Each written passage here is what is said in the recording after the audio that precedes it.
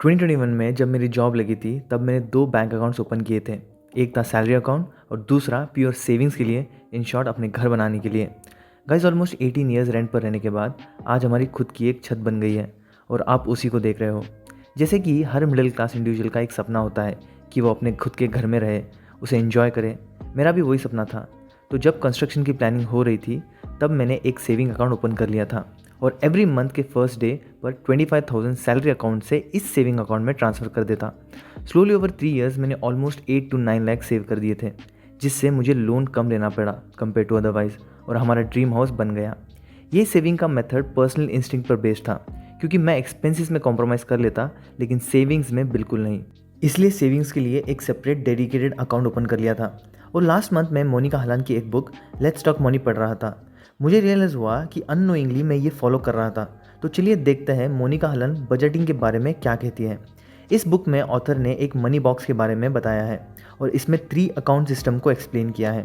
इस सिस्टम के अकॉर्डिंग आपके 3 अकाउंट्स होने ज़रूरी है और हर अकाउंट को एक नाम भी डेजिग्नेट करना पड़ेगा, जिससे आप साइकोलॉजिकली उससे जुड़ जाओ। फर्स्ट अकाउंट है इनकम अकाउंट। इस अकाउंट में आपकी salary, bonus, commission, dividends etcetera credit होंगे। जो भी इनकमिंग कैश फ्लो है यहाँ पर ही आएगा। सेकंड है स्पेंडेड अकाउंट। एज सुन एज आपकी सैलरी क्रेडिट होती है, विद इन 1 डे आप 50% और आपके मंथली एक्सपेंसेस का पार्ट इनकम अकाउंट से स्पेंडेड अकाउंट में ट्रांसफ़र कर देना है। अब एक क्वेश्चन आता है कि कितना परसेंटेज ट्रांसफ़र करना है। इसमें आपका EMI, daily expenses, entertainment etcetera covered रहेंगे।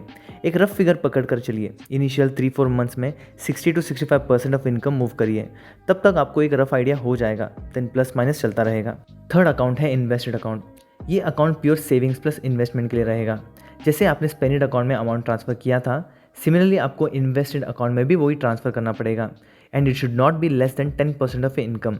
और स्पेंडेड अकाउंट से अगर आपके एक्सपेंसेस मैनेज नहीं हो पा रहे हो तो always go for the balance left in your income account. Invested account को हाथ बिल्कुल नहीं लगाना है। देन इसी अकाउंट से आप इन्वेस्टमेंट्स के लिए जा सकते हो। तो ये था मोनिका हलान का 3 अकाउंट सिस्टम।